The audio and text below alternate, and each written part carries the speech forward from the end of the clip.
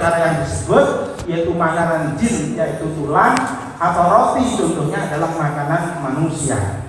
Ketika ditambahkan dengan mankola akhir kalami la ilaha illallah itu, ketika akhir kalamnya la ilaha illallah tadi di dalam belum pernah takon sopo ya harus kita takoni takon mati ya. Makanya kita teman-teman talqin orang yang meninggal dunia menjadikan rendah apa sebenarnya kalimat thayyibah. Nanti haji lisan ini memang lisannya kok dia tidak bisa berucap, bisa jadi seperti itu. Nah, di luar konteks ini kalau mau di awal yang sudah disampaikan al-kalam bil lisan atau bil fuad. Nanti penjenengan yang kalau ketika pulang ya bisa memakai yang mana? Menjauhi larangan itu lebih besar daripada untuk melakukan apa-apa yang diperintah. Ini Tampaknya khobaif, hubuti wal khobaif. Nah pada saat sakaratul maut manusia dicabut nyawanya itu kan ada malaikat masuk situ. Malaikat bicara ibarat itu ibaratnya adalah dalam madhab Hanafiyah kan ibarat yang dibacakan itu. Karena itu adalah ibul abidin. Nah, Wala yuhar lisana. Ini yang saya tanyakan, apakah ada perbedaan? Ternyata boleh kalau boleh menggunakan lisan asal ada suaranya gitu ya. Tapi apakah khilaf ini juga masih berlaku? Saya dipahami. Karena tidak bisa ditasawurkan Kalau beliau itu menggunakan laba sabil jildil madbuk itu umum. Maka sawakun kanan yukalulahmu au Qaluhu judullah Junawaini fil adhar Fuhima li'anna al-madhuba Sintaqola Biddahi Anqab'il luhumi Ila qab'ifyati Bidari Muhammad nangis terus kan. Kemudian Allah bertanya kepada malaikat Jibril, tanyakan Jibril, kenapa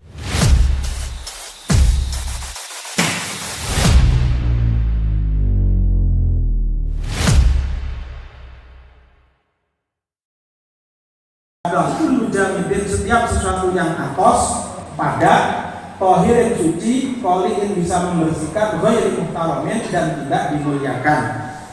Contohnya apa? Kal hasabi wal hasbi wal hasis. Contohnya adalah seperti kal hasabi kayu, dan hasbi adalah kreweng, hasis dan juga rumputan yang kering. Fayud disitu al-fayud siwal istinja bihi, maka istinja itu cukup dengan menggunakan perkara seperti tadi tersebut. Wa ta'asa bil jamiti alladhi zadahu al muharrar an ma'il wardi, dan dikeluarkan dari kategori jamid berarti tidak sah adalah apa yang telah ditambahkan dalam kitab muharrar, itu air mawar, itu adalah tidak dicukupi sebagaimana dawuhnya Imam An-Nawawi dalam kitab Al-Jazari. Wa fi dhahiri an-najisi kal-bahri, dan juga dikeluarkan dari kategori suci adalah barang najis, contohnya keletong. Jadi tidak boleh cawi dengan keletong. Wa fil qali'i an ghairihi kal-qasbi al-almasi, dan juga dikecualikan daripada qali, yaitu yang bisa membersihkan, ada seperti pring atau bambu yang halus. Wa fi ghairi muhtaramin anhu kalimat umi, dan dikeluarkan dari kategori muhtaram, ghairul muhtaram, contohnya adalah makanan. Fa fi sahihaini an-nahyu 'anil istinja' bil azmi. Di dalam kitab Sahih Bukhari Muslim ada keterangan adalah pelarangan terhadap istinja dengan menggunakan tulang. Zada Muslimun, Imam Muslim dalam hadisnya menyatakan larangan agama tersebut, mengatakan beliau fa innaha ta'amu ikhwanikum, bahwasanya tulang itu adalah makanan saudaramu. Siapa saudaramu? Yakni al-jinnah, yaitu maksudnya jin. Famakumul insi kalhubsi aula, karena makanan jin saja itu tidak diperbolehkan, maka makanan manusia apalagi itu lebih dilarang. Aula. Fala yajibu al-istinja bi wahidin bima dzukira. Karena semacam itu maka tidak diperkenankan untuk istinja dengan salah satu dari perkara yang disebut, yaitu makanan jin, yaitu tulang atau roti, contohnya adalah makanan manusia. Bukan hanya saja itu, wa yaksi bihi fil muhtarami. Bahkan itu hukumnya maksiat durhaka dosa kita apabila istinja dengan roti tawar tersebut, kecuali roti tawar majazi merek software.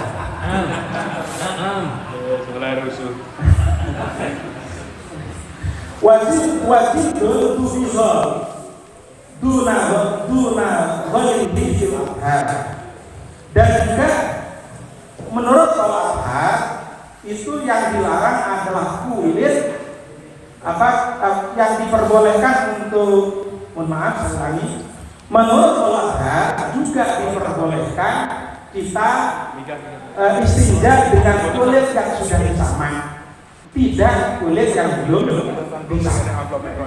Fihi ma wajhul istinja bil madhub annahu taqala billahi antaf ilmuhu ila Allah istiyabi.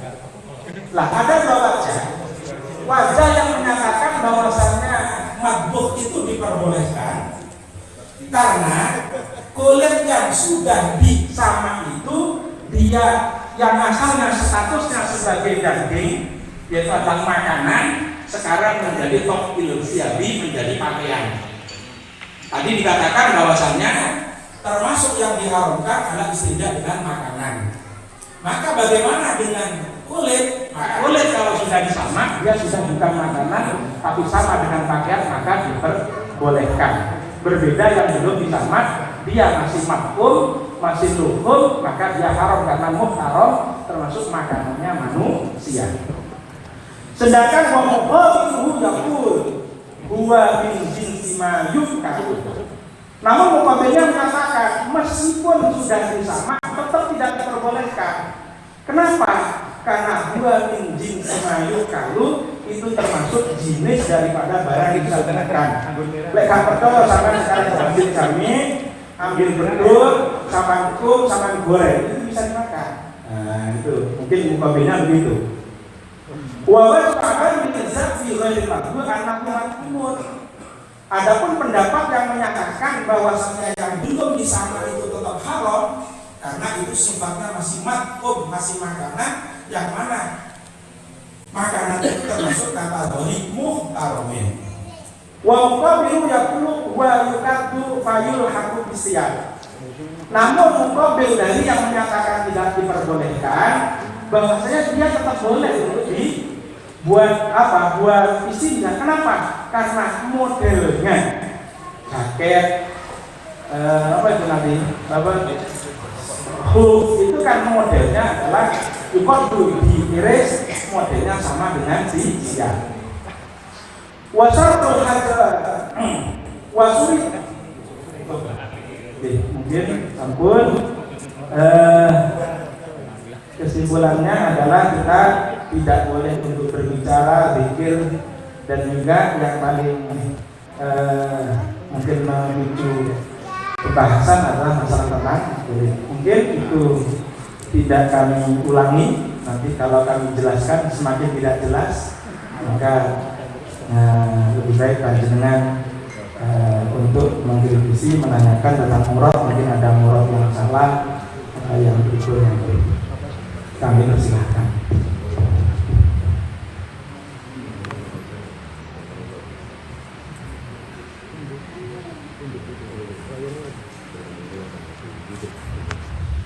Mungkin dari murad atau mungkin ada murad yang masih tidak jelas tadi, monggo ditanyakan.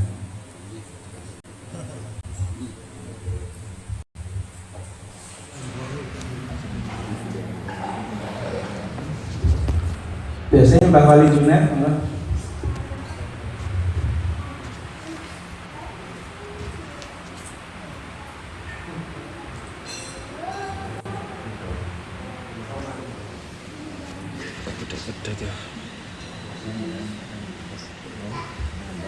cek. Aku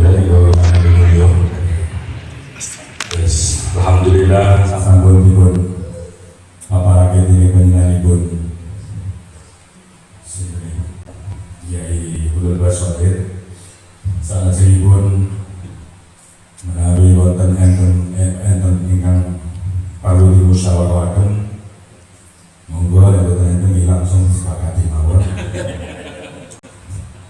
Untuk moderator selanjutnya saya mohon untuk Mustafa Mus.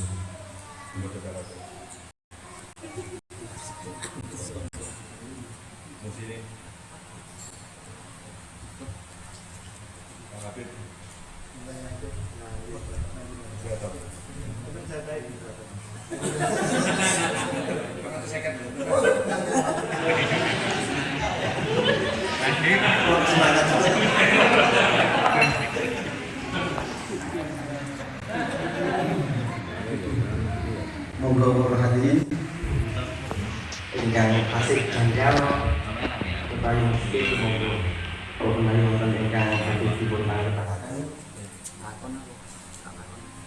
iki kamu bisa apa isu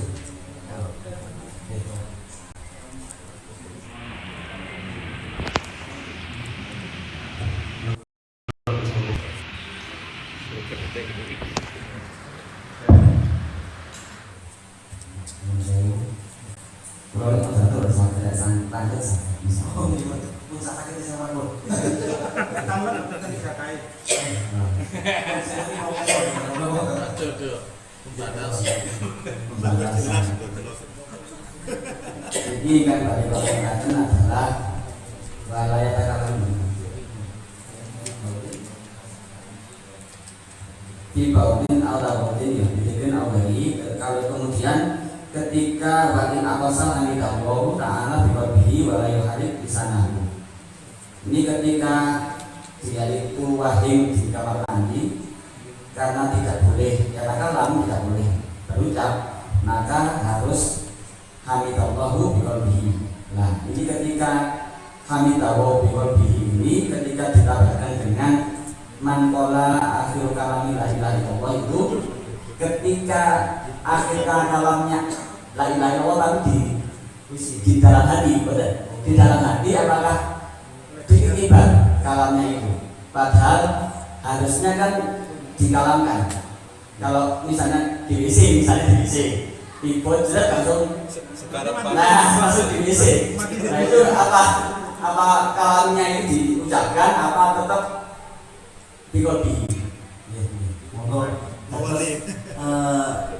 ketika kita di WC tidak boleh berbicara ya, tapi ketika kita wahim itu kan disunahkan baca alhamdulillah di dalam hati.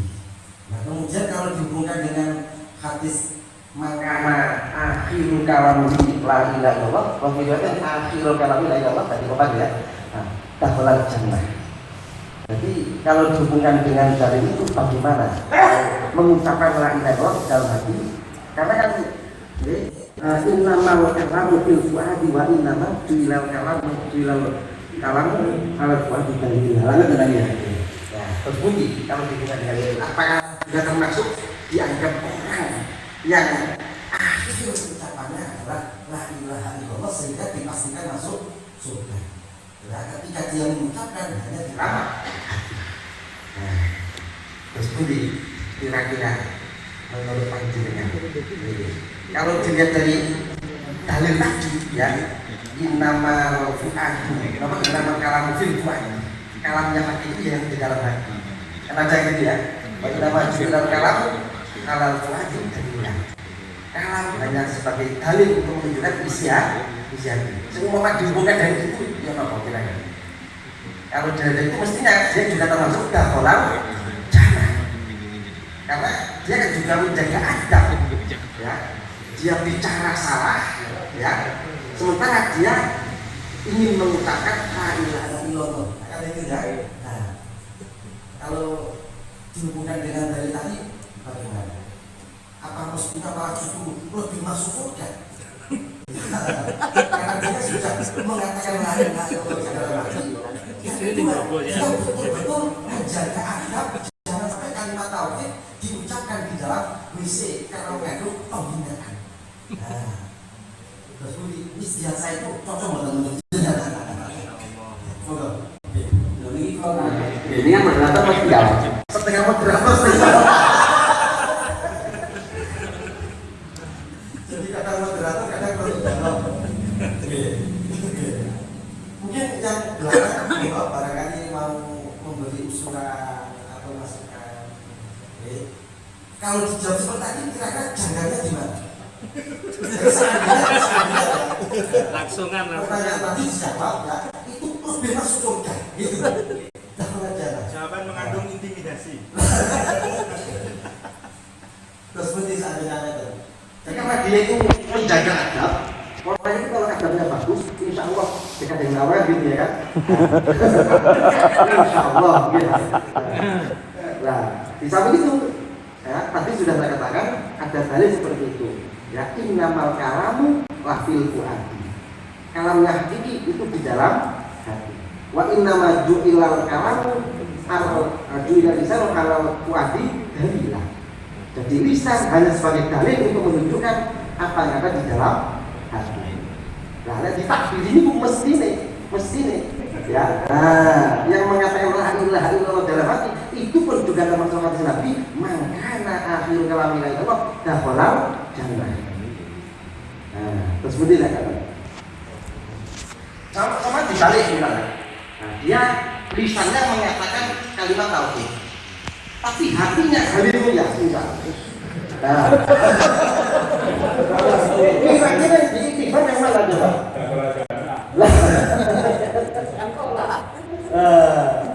Monggo. Nah, menurut ini pola, berarti hatinya mengatakan haleluya, tapi lisannya mengatakan la ilaha illallah. Kalau menurut ini, ya, yang bertanya ini mestinya masuk surga karena di ikhtifar adalah polanya.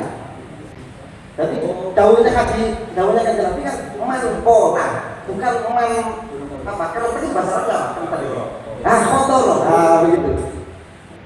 Jadi hadis Nabi bukan man khotoro fi qalbi wa la ilaha illallah buat begitu, tapi ternyata man pola. Ini menurut pendapat ya penanya ini ya melihat sebuah dirinya. Nahnu bil bawahir, wa nahnu bil bawahir. Jadi sebuah diri mengucapkan la ilaha illallah walaupun hatinya haleluya masuk surga menurut terus kondisi terus bunyi dijawab kan setuju banget kalau pendapat pertama tadi yang penting adalah hatinya. Jadi kalau hatinya sudah mengatakan la ilaha illallah walaupun lisannya diam, maka dia termasuk orang yang dianggap akhir kalamnya adalah la ilaha illallah. Ini pendapat yang pertama. Pendapat yang kedua harus mengatakan ya tidak bisa begitu. Wong dalilnya lagi itu pola, bukan man khotoro, nah begitu. Bukan man khotoro fi qalbi, tapi man pola. Nah, semuanya masuk akal. Pendapat pertama dan kedua ini masuk akal. Nah, menurut dia kira-kira yang lebih kuat yang mana? Nah, mungkin Gus Nurman mau jawab ini. Terus Gus pakai nahnu bil bawahir. Ini dari cara ini wallahu yatawa bisa. Nah, napa niku napa pakai yang mau niku. Nggih, innamal kalamu la fi fuadi wa innamal lisanu alal napa ju'ila lisanu alal fuadi dan napa pakai iki cara jenengan. Cocoknya napa cara jenengan.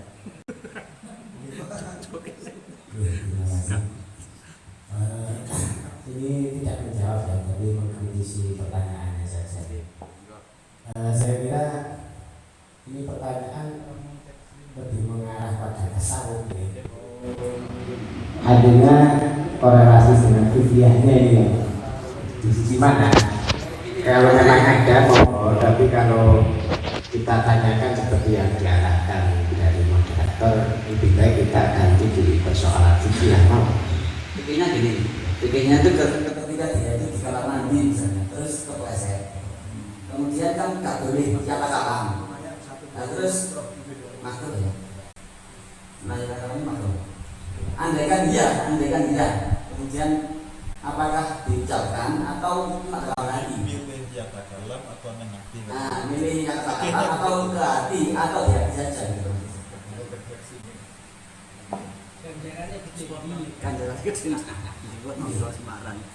Jadi yang ditanyakan itu ya sebetulnya langkahnya itu ya pakai kerentak dalam hati atau diucapkan dengan lisan, ya gitu ya. Iya kalau langsung meninggal kan berarti kan kalau sana kalau enggak kan nanti tidak melarat. Iya. Akhirnya. Jadi ini bertentangan ya. Satu ini dawuh Kanjeng Nabi, man qala akhiru kalamihi la ilaha illallah dakhala jannah. Jadi pokok akhir ucapannya adalah la ilaha illallah berarti masuk surga. Dipastikan masuk surga, insyaallah mau dijamin masuk surga.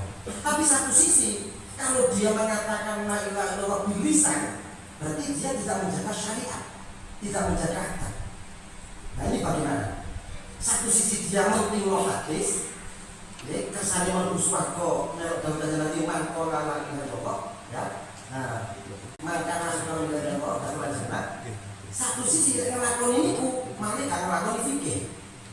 Tapi yang ngelakoni fikih ada itu kesempatan terakhir. Kesempatan terakhir kaki mati, kamu nyuwun bahaya. Nah, nopo ini termasuk ad-darurat tubihul mahdurat. Semua pertama. Jangan yang masalah adab. Iki waras buat kegambar sing haram mawon dihalalkan kok. Alasannya ad-darurat tubihul mahdurat. Sampai digambar diharamno. Anak muda-muda tidak ikut NU, ikut PKI bahaya. Lalu nggak ngomong, masuk mereka bahaya. Gak ada jaminan masuk surga. Nah, apa seperti itu? Penting lo swarga masih orang tuh gak ada tidak ngomong. Fikirnya agak nomor dimurahkan gitu. Kan sekedar makruh, kan sampai haram. Nah, lo masalah jangan kasih. Badan bisa belum? Kasih yang belakang itu, naik belakang sepertinya kembali dengan.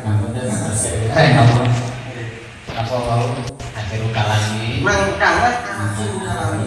Dari kalam itu kan mungkin bisa jadi kalam itu mungkin harus diucapkan bilisan dan kan dikolbikan maksudnya. Jadi kan masih ada dua kemungkinan untuk nggak mengucapkan deh. Untuk nggak mengucapkan bilisan kan masih bisa dikolbi. Sehingga untuk menjaga istilah ikroman kalimat thayyibat benar. Kalau menurut yang sholat ini karena dia agak mampu umur seperti kau, gitu ya. Musik mampu atau mampu musik. Jadi karena kalau mementingkan adab, gitu ya. Jadi mantek terlewat bahwa kabul baru dilahirkan. Jadi lebih baik mementingkan adab melakukan syariat walaupun nggak mengucapkan dengan lisan, dengan hati sudah cukup. Insya Allah masuk kategori dakhala jannah tadi walaupun tidak diucapkan dengan lisan. Ini menurut pendapat Kiai Salahuddin Al-Mursyidi ini. Tapi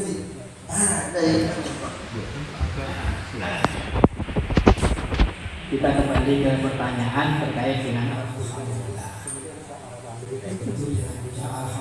ketika di dalam kamar mandi diucapkan dengan lisan atau diucapkan tidak dengan lisan, itu kan hukumnya sudah beda.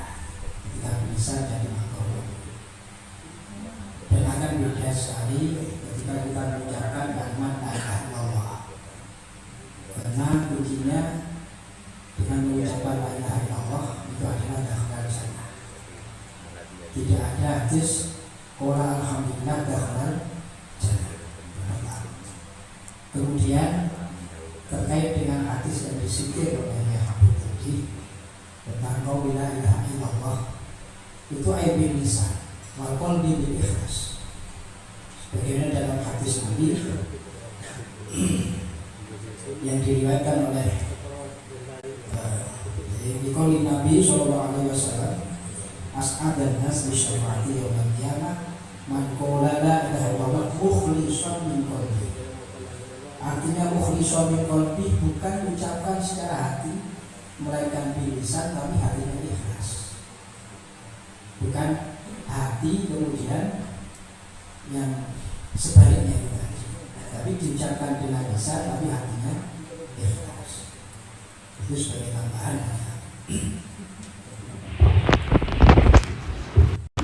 Yang dimaksud Ghazali, man kana akhiru kalami la ilaha illallah dakhala jannah. Kurang tadi disuruh detik pas itu kudu ngomong terakhir mati mulai apa enggak? Ketika akhir pembicaraannya yaitu la ilaha illallah, misalnya kita di kamar mandi, kita mengucapkan doa Allahumma inni a'udzu bika minal khubuthi wal khaba'is, la ilaha illallah Rasulullah. Gak ngomong apa, berarti dia itu akhir kalamnya adalah la ilaha illallah. Bukan kok pasal cabut nyawane kudu la ilaha illallah, tidak. Gitu kan ya? Makanya di hati terus ijra'ul qalbi, di hati terus lafal la ilaha illallah itu Allah sudah cukup. Jadi kalau menurut saya itu la ilaha illallah bukan berarti kok kudu di pas di jeding atau di toilet kudu la ilaha illallah, kalamnya enggak. Benar ya?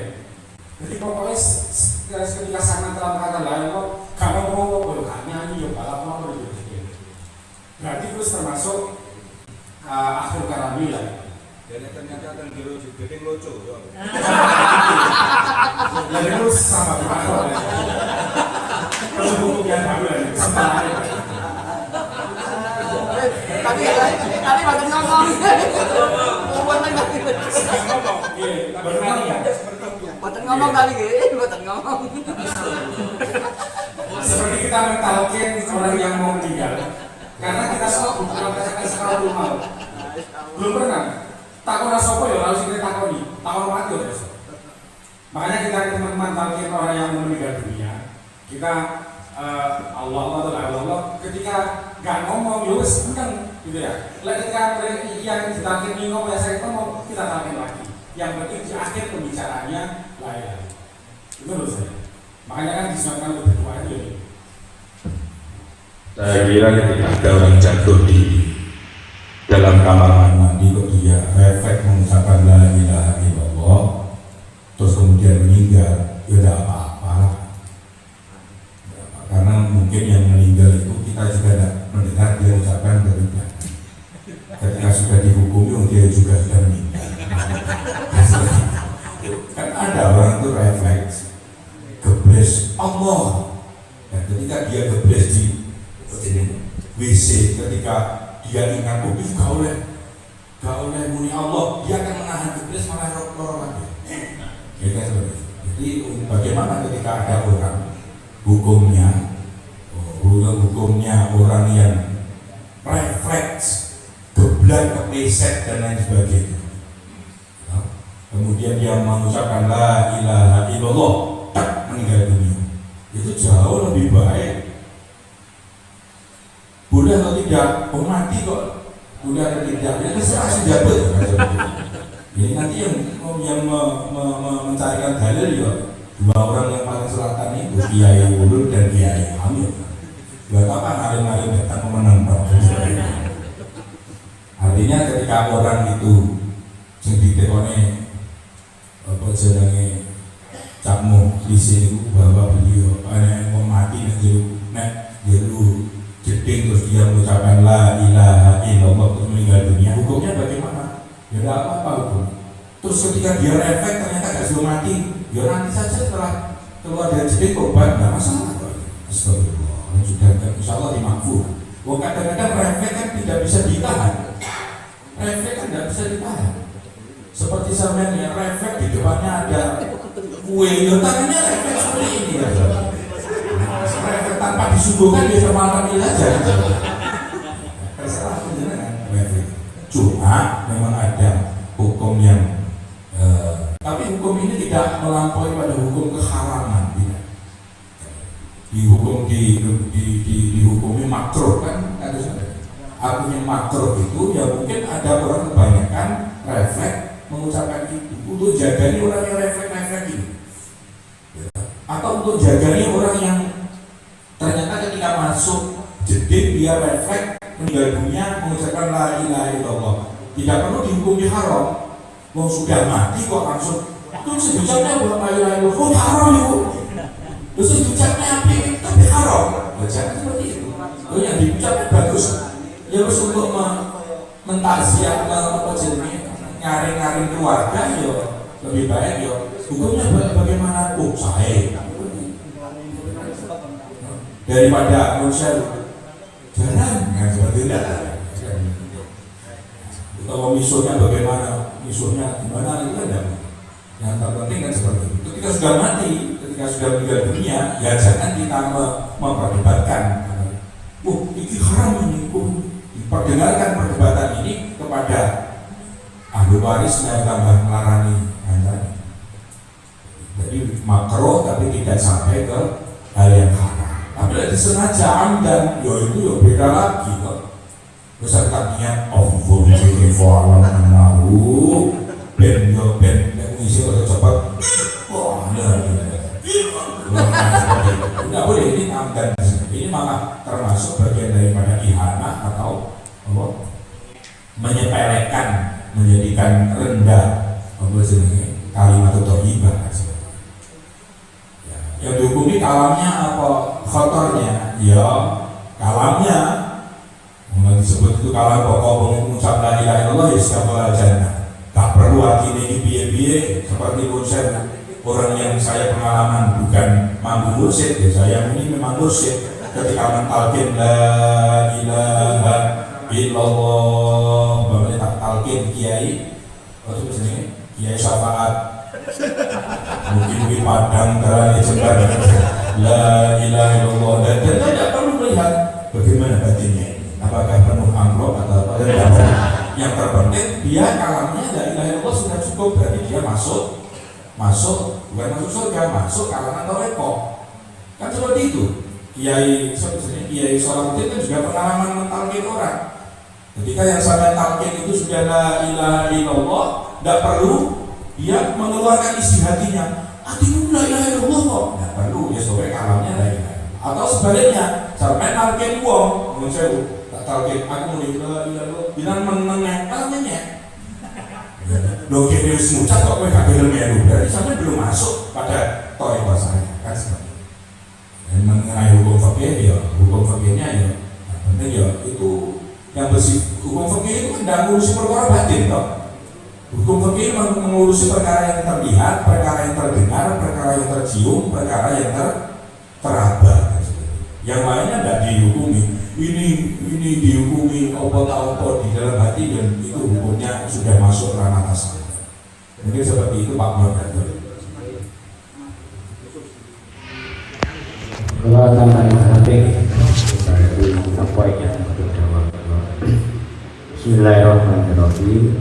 Kalau balayatan lalu kala kodol hajah bidikin walau ada dia tadi ini kembali kami Bukan apa masih ada nih bu. Wah, kacau ini. Kami lari darurotin dari akma falai bahu palkotiaji. Jadi kalau kita gambarkan itu satu bentuk refleks tadi kita sawurkan, misal kepleset akhirnya secara otomatis selesainya mengucapkan la ilaha illallah. Nah ini bagaimana? Apakah makruh atau tidak? Refleks itu sesuatu yang tidak bisa kita kontrol sehingga bisa kita masukkan dalam kategori darurat. Dalam konteks darurat ini tidak makruh, maka cara jadi wajib kita takalluf ketika mungkin atau baru akan jadi wajib ketika kasusnya undang lama memperingatkan orang yang buta misalnya yang terjegur atau bagaimana nanti bisa bagaimana. Saya kira sudah jelas ya. Jadi kita nambah gede dan kita bujairi ini dan bujairi ini. Qalu hamidallahu ta'ala biqalbihi ay wa yusabu alaihi. Wa qaluhum adhiku al-qalbi la sawa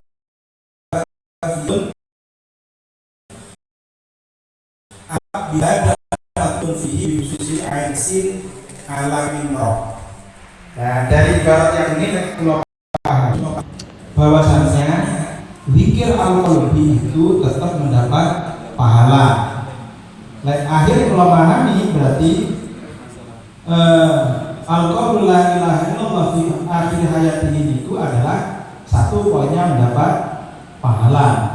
Karena mendapat pahala maka ya nanti masuk kategori mangkola akhir hayat la ilaha illallah berarti masuk konsekuensi mendapat pahala itu kan fadilahnya ada sholat jannah berarti kan termasuk. Niku lek corotan Gus ini nggak? Mungkin Gus Amin. Kalau dari pertanyaannya tentu kita lihat mana buktinya. Pertanyaannya itu bisa jadi dua. Pertanyaannya begini: bila ada orang terpleset, apa yang harus dia lakukan? Satu, ada ayat bahwa jangan mengakhiri kalam itu. Berarti dia harus mengucapkan la ilaha illallah. Maka pertanyaannya bagaimana atau apa yang harus dilakukan pada saat itu? Sementara dia ada di sini. Pertanyaan kedua adalah apa status hukumnya orang bila dia terpleset baca la ilaha illallah secara jahri. Artinya yukhari tulisanahu wa ayyusri'a sotahu. Apa statusnya dia? Di satu sisi dia baca la ilaha illallah, di satu sisi dia mengikuti pendapat yang mengatakan makruh, karena makruh ini juga masih hilaf. Kalau fil kholak yang mutafak itu tidak fil kholak, tapi khalaf uji. Jadi ketika potongan itu pas keluar, itu baru yang mutafak. Nah, sehingga ada dua kemungkinan ini pertanyaannya. Bila pertanyaan yang pertama apa yang harus dilakukan, maka fil fa'in atosa itu bila ada ibtido yang menuntut untuk zikir, maka bagaimana caranya? Caranya adalah biqalbi. Itu kaifiyah yang diajarkan supaya tidak keluar dari hukum makruh. Itu versi yang mengatakan fil kholak, bukan versi yang halal uji. Kalau versi yang halal uji berarti sudah kholas persoalan, dia tidak makruh ketika tidak halal uji. Karena ada perkhilafan itu. Persoalan ini sudah jelas. Berarti bagaimana caranya dia? Karena dia masih lama matinya, seperti yang hadir di sini, ya supaya punya efek untuk dikondi ketika ada dikondi. Bila sudah terjadi kejadian, maka jangan dilihat. Ini problemnya harus bisa buat karena kasusnya banyak dan tidak semua persoalan bisa dihukumi. Persoalan untuk dihukumi dia dalam keadaan halal jannah apa tidak, itu bila persoalannya menuntut untuk hukum dohir. Misalkan begini, dia mati Islam apa tidak, itu yang harus dipastikan. Karena nanti persoalannya persoalan takdis, bukan persoalan yang lain. Kalau persoalan dia di jannah 1, 2, 3 dan seterusnya urutan, itu lakukanlah. Itu kan ya takdir. Bila ada dalil yang kita tidak bisa memenuhi taklif, maka yang ditaklif itu adalah yang bisa diperbuat. Contohnya wala tamutunna illa wa antum muslimun. Itu contoh di dalam beberapa kitab kaidah usuliyah mengatakan kita tidak tahu kapan kita mati. Tapi yang berarti kita harus selalu dalam keadaan muslim. Itu taklifnya. Tapi ada banyak persoalan yang seperti misalkan Imam Haramain, Imam Al-Ghazali itu mengatakan hukumullah la hukma fi. Hukumnya Allah dalam kasus itu tidak ada hukumnya. Itu yang berbeda dengan pendapat mayoritas ulama. Contohnya yang dalam kitab, bagaimana hukumnya orang itu bila jatuh dari atas, kalau dia istamaro dia akan membunuh Zaid. Kalau dia itakola dia akan membunuh Umar. Dan dia tidak bisa menyelamatkan dari keduanya. Maka bagaimana hukumnya ini? Satu sisi dia pasti membunuh. Kalau membunuh kita mengatakan itu boleh, kita tidak bisa karena ini pembunuhan. Kita melarang, ini ya, kita melarang. Ini kita juga tidak punya jalan lain karena tidak bisa memberi solusi. Maka bagaimana? Lanahu. Wa hukmullah bihadza itu adalah lahu hukmah. Ini akan terjadi banyak kasus ya, contohnya beliau yang di depan ini. Gimana situasi hari ini? Kalau nggak dapat amplop, nggak bisa berangkat, nggak punya bensin. Kita nggak mampu membensin dia kan? Kalau terima, ini namanya roswah. Ini bagaimana jawabannya?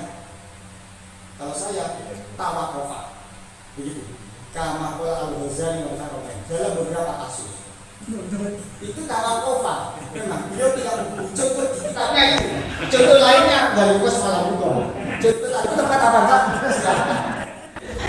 Ada beberapa contoh orang itu di dalam kitab dia harus berbuat baik tapi harus melakukan keharaman. Itu menurut versinya Imam Haramain. Kalau di dalam kitab disebut itu pendapat yang mustahil. Ini pendapat yang sangat detail penghormatan para ulama dalam perumusan. Contohnya Ini yang tidak dapat undangan, yang nggak boleh masuk disuruh ke sana atau naik ke sini. Kan tadi ada yang dipanggil ke sini. Kan dipanggil ke sini kok duduk di sini, berarti namanya gosok. Berarti namanya gosok. Kalau dipanggil ke sini kok duduk di sini namanya gosok. Misalkan gosok dari sini. Ini bagaimana cara tobatnya? Kalau dia diam, berarti statusnya dia gambut karena dia gosok. Kalau dia pilih nggak gosok, dia harus keluar ke sana. Kalau keluar ke sana, dia harus gosok juga lewat ini. Caranya gimana? Maka dia tidak punya cara satu-satunya untuk keluar dari keharaman dia menetap ini. Dia harus keluar, dan keluar itu dia juga melakukan kemaksiatan juga. Versi ini, versi yang lain mengatakan enggak, dosa keluar ini lebih kecil sehingga dia harus keluar, maka ini lanjut akbar sehingga dia tetap statusnya taib. Tapi kalau menurut Imam Karni enggak, dia tetap berdosa, tapi lebih banyak pahalanya karena dia kelak dari berdosa. Kalau melihat contoh ini, terkadang seseorang itu dalam posisi-posisi tertentu dia harus melakukan dosa dalam rangka untuk menyelamatkan dosa yang lebih besar. Kalau dalam kaidah fikih itu disebut ad-doror yuzani itu, sehingga tidak ta'arud mafsadatani ketika agama birtikabi akhaf fihima, sehingga dalam persoalan ini bisa jadi ada sesuatu dosanya, gitu ya kan? Bisa jadi pahalanya jauh lebih besar bila yang ditanyakan ini status hukumnya. Meskipun secara fikih ini tidak perlu, karena fikih itu adalah taklifin dunia. Seperti di mukadimahnya Jabul Jawame atau kitab-kitab usul, pasti itu adalah taklif. Di luar taklif kita bisa kalau mati masuk surga apa enggak, itu di luar taklif, sehingga fikih orientasinya tidak ke sana. Cuma di dalam kitab-kitab tasawuf itu menginformasikan ini loh ciri-ciri orang ahli jannah, yang maksudnya supaya kita meniru kelakuan kita seperti ahli jannah. Dan ini tidak boleh untuk menjustifikasi orang, oh dia kepleset baca la ilaha illallah dengan keras, terus kita katakan ini suhul khotimah karena melakukan makruhan. Ini tidak boleh kaidahnya. Sehingga ala kulli halin kita ada satu kata, bila terjadi ihtimalan sesuatu yang tidak jelas, maka sesama muslim ihtimalannya adalah yang paling terbaik. Berarti yang kita lihat, ya dia mati dalam keadaan la ilaha illallah, itu ihtimalan yang terbaik selama tidak ada hakul adami, kecuali kalau ada hakul adami itu nanti berarti akan tafsir panjang. Ini sudah terlalu banyak kali nanti.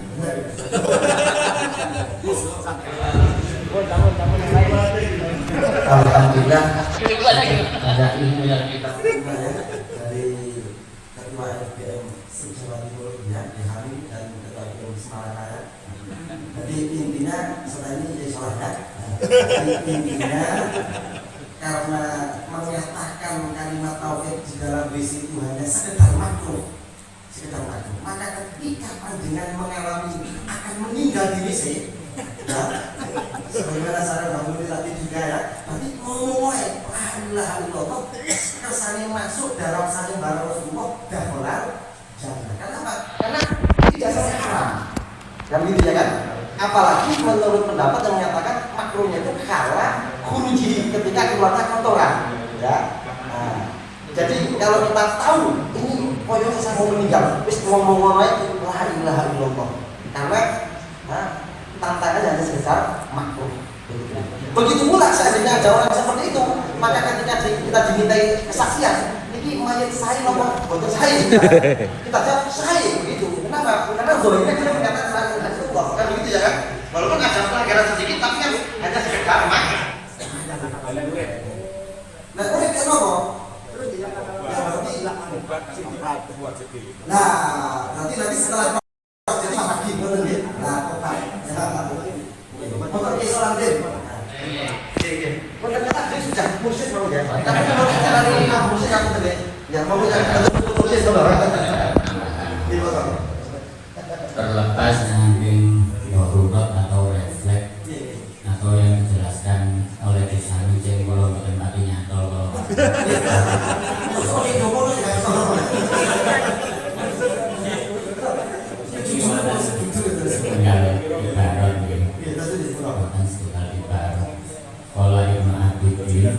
Ibnu Abi. Lau tawadara fil khola'i wal yaqi bil basmalati wa waliha min atiyatil wudu'i mura'atan li sunnatihi. Itu pertanyaannya yang pertama, au yatrukuha mura'atan lil mahal. Qala alladhi yadharu asani litasrihihim bitakdimi nahyi anil amri. Jadi lebih mendahulukan nahi, lebih mendahulukan larangan daripada perintah sunnah. Dan ayat ini kan kitab al mausu'atul fiqhiyah hasil putri terus tapi yang didahulukan adalah nahinya daripada dalam kitab al-Fiqhiyah dikatakan bahwa Syekh Ibnu Abidin mengatakan ketika bertentangan antara nahi dan amar, satu sisi kita wudhu disunahkan baca basmalah, tapi karena tempatnya itu WC maka jangan baca basmalah. Ternyata di situ diterangkan kita budi min nahi amil amri kembali ya. Jadi lebih mendahulukan nahi daripada amar. Jadi lebih baik tidak usah dibaca. Cukup dibatin saja, betul ya? Moga bersalah, moga. Oleh gambar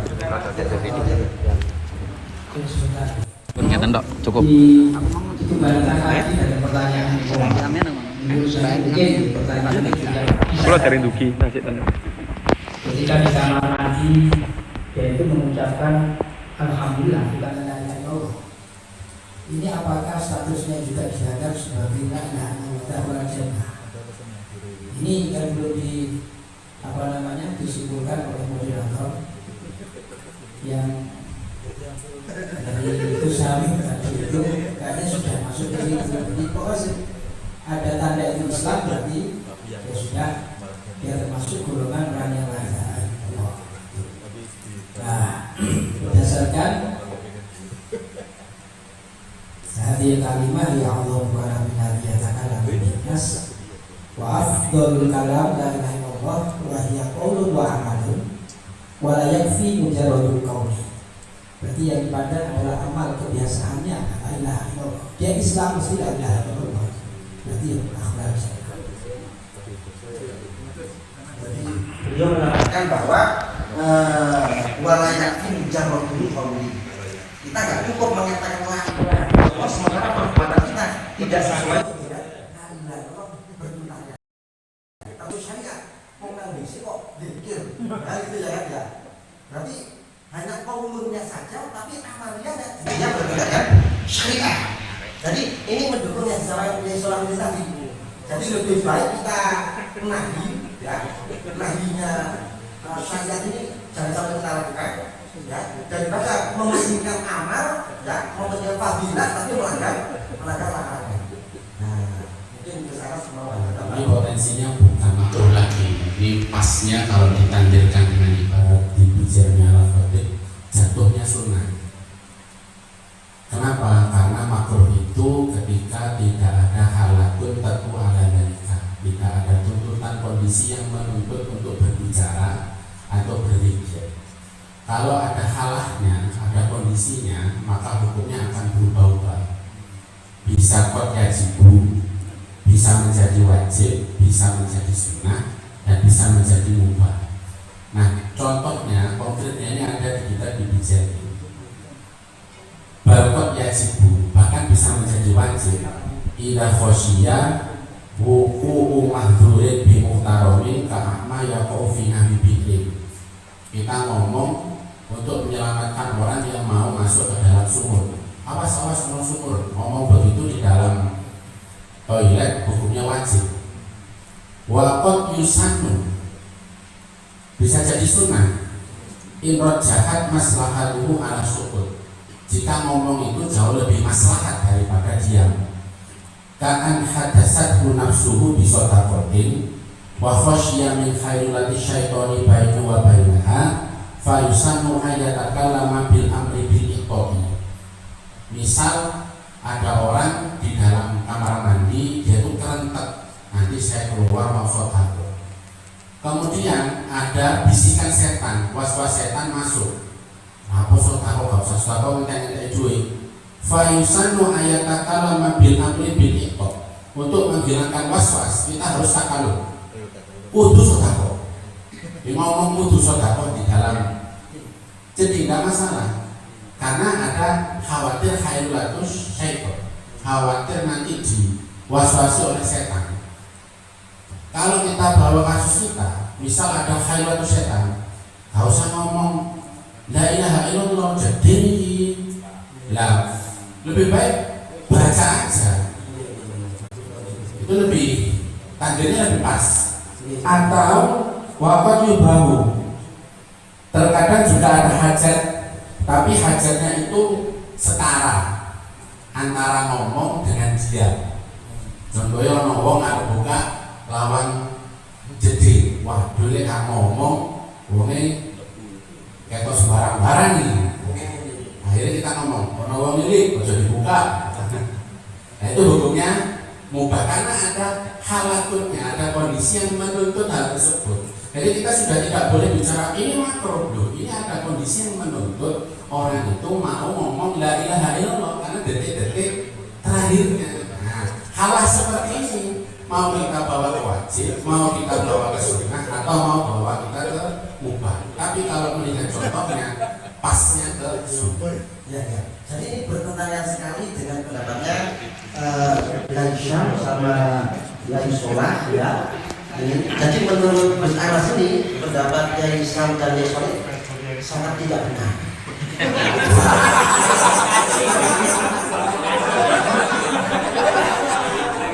Kenapa?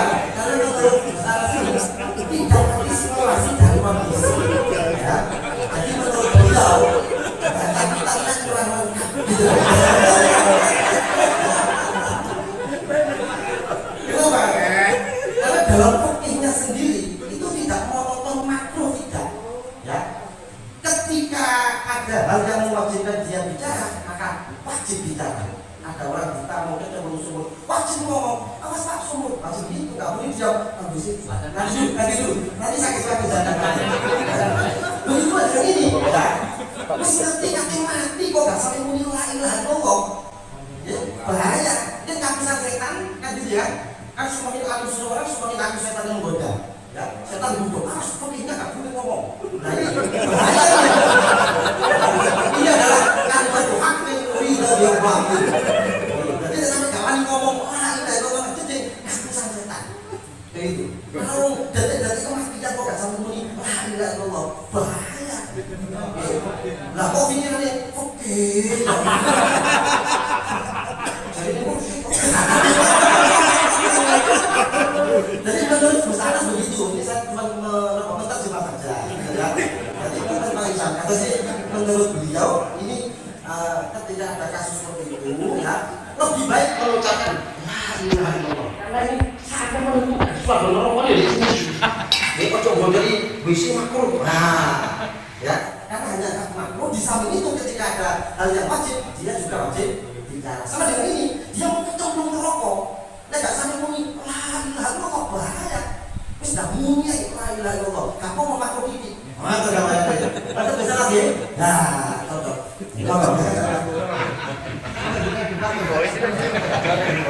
Dari pertanyaan tadi karena sudah dijawab terus hadir terus ada jawaban yang lain itu kira-kira masuk subi bukan suka. Maksudnya begini, yang di awal itu tadi alhamdulillah itu dalam keadaan yang usianya masih panjang, tidak sakit-sakitan, tapi kepleset dilalah mati. Tapi kalau yang di sana kan enggak, dia sudah yakin terus penyakitnya semua ketika masuk kamar mandi dia yakin. Nah seperti itu baru pakai ibarat itu. Ibu, tes radio.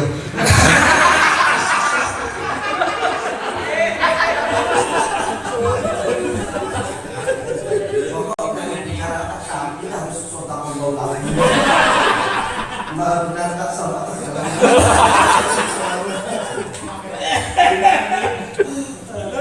Ikut pokok.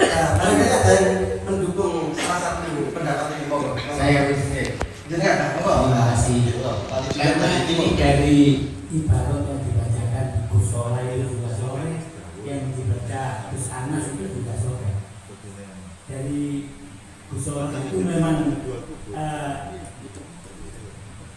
menekankan larangan itu memang lebih diutamakan daripada menjalankan perintah. Itu memang benar seperti itu. Ibaratnya Ghosnola Gus Anas juga sore. Menurut saya mungkin kita perlu memahami asbabul wurud dari hadis-hadis itu, seperti maqala la ilaha illallah itu kan asbabul wurudnya ketika kanjeng Nabi Muhammad itu mau nazar, kemudian kanjeng Nabi Muhammad nangis terus kan begitu. Kemudian Allah bertanya kepada malaikat Jibril, tanyakan Jibril, kenapa Muhammad itu kok nangis terus? Karena kanjeng Nabi itu khawatir kepada umatnya, bagaimana umatku ya orang itu, umat terus. Akhirnya ya seperti itulah sebetulnya. Mungkin dari hadis-hadis larangan untuk bicara ketika buang air kecil maupun air besar, atau hadis yang menyatakan apa yang dikatakan di dalam mulut menandakan apa yang di dalam hati, semua itu ada asbabul wurudnya. Nah, yang perlu kita pahami mungkin dari hadis-hadis itu adalah asbabul wurud. Terima kasih. Demikian pendapat dari beliau, Wali Junaid dari Timur. Nah, monggo dari Mas Ira Ibrahim, Mas Marham. Mas Marham itu itu kita memang ada perintah, ada larangan. Kalau kita perhatikan dalam hadis maupun para perkataan ulama itu bahwa perhatian untuk menjauhi larangan itu lebih asyad daripada untuk melakukan hal-hal yang diperintah. Seperti yang disampaikan oleh baginda Nabi Muhammad SAW, ma'alukum faktu minum mastatoktu waswakin wa manahirukum anu fastanidu, kan demikian. Sehingga perhatian para ulama itu memang ya tadi memang seperti yang dikatakan oleh teman-teman tadi, bahwa perhatian untuk menjauhi larangan itu lebih besar daripada untuk melakukan apa-apa yang diperintah. Ini terbukti ketika orang itu di dalam WC kemudian mendengar bacaan sholawat atau dikri ismun Nabi, maka tetap itu dituntut untuk membaca fil qalbi, tidak untuk dilisankan. Kemudian di dalam yang tadi juga untuk karena asal kalami lainnya itu terbaca itu ada kemungkinan itu dibaca jahar atau cukup fil qalbi itu juga termasuk. Saya memberikan ibarat yang sore terkait dengan permasalahan orang yang sekarang di dalam itu apakah harus jahar atau fil qalbi. Ya, bismillahirrahmanirrahim.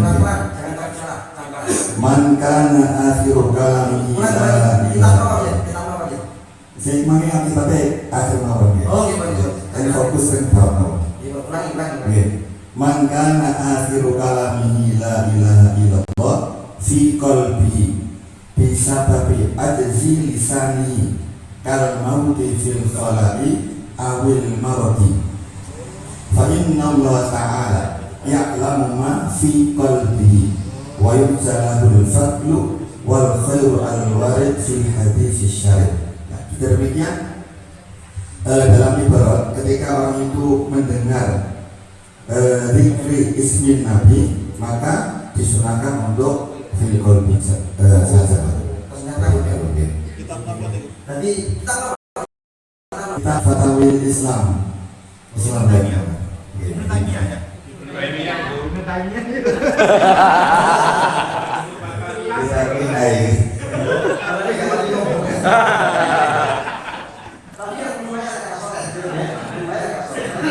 Kalau dilihat dari kitab Fatawi Al-Islam ini,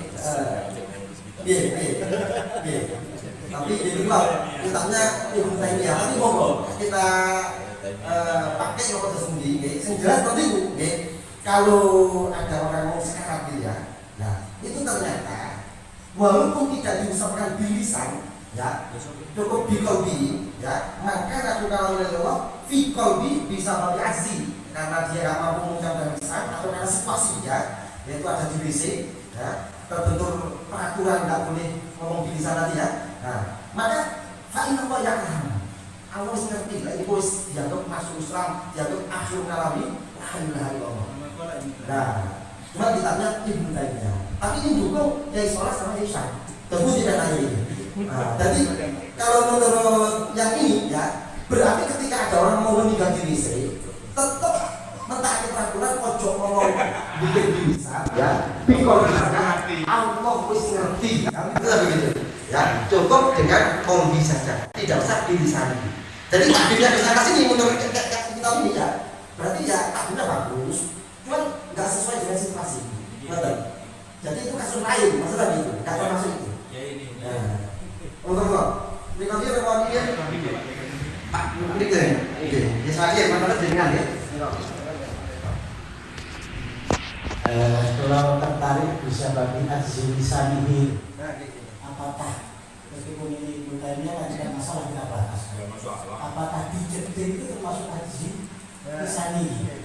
Ya kalau nggak ada mandi azzi lisanihi memang lisannya tertekuk, dia tidak bisa berucap. Bisa jadi seperti itu. Nah, di luar konteks ini kalau mau di awal kan sudah disampaikan al-kalam bil lisan atau bil fuad seperti yang saya katakan tadi ya. Setiap orang akan berbeda-beda. Kalau kali bayar mungkin bil fuad. Misalnya sebatin keris lah. Itu langsung tembus ya. Tapi kalau tembus baru tetap bil lisan ya. Itu gantung mobil amat juga.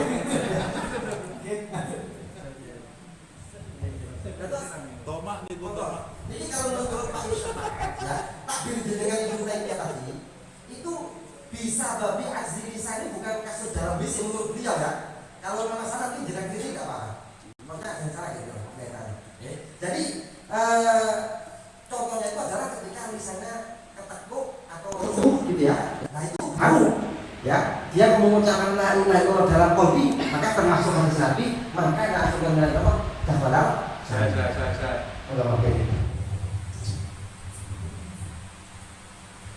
Ada dua acara jauh yang menarik di dalam sebuah kitab, nanti pasti sudah di akhir sudah. Bahwa ketika seseorang itu ketekuk lisannya, jangan-jangan nama Allah tidak ditakdirkan untuk melafalkan itu. Seperti Fir'aun. Fir'aun itu ke karpe dari Allah di dalam hati, tapi lisannya dihantam oleh Jibril dengan endun dan seperti itu. Jadi tetap menurut menurut kaidah Tijaniyah, karena saya Tijaniyah, ya man qala la ilaha illallah dakhala jannah, itu ya ketika dia itu shofir yusma, ya, bisa didengar bilisan la ilaha illallah Muhammadur Rasul, atau la ilaha illallah, atau Allah sudah cukup, atau sudah cukup. Karena ketekuknya lisan itu mungkin alamat Allah tidak ridho disebut dengan lisannya orang tersebut, kan seperti itu. Nah, ini menurut kita tasawuf seperti ini kan dipaksa untuk ke sana, dipaksa untuk ke tasawuf, dipaksa. Tapi tidak apa-apa, di sini kan semuanya mufti, ya. Jadi boleh semua berfatwa. Karena kita itu tingkatannya sudah himasa, himpunan awal santri itu betul-betul mendekati derajat wali semuanya di sini. Jadi ya jawabannya bisa beda, dan nanti penjenengan-penjenengan yang kalau ketika pulang ya bisa memakai yang mana. Mbah Munir ya memakai, dikuatkan oleh Gus Anas tadi, bahwa itu pas saja, bahwa keadaan itu akan menuntut hukum. Hukum itu akan ditentukan dalam sebuah keadaan.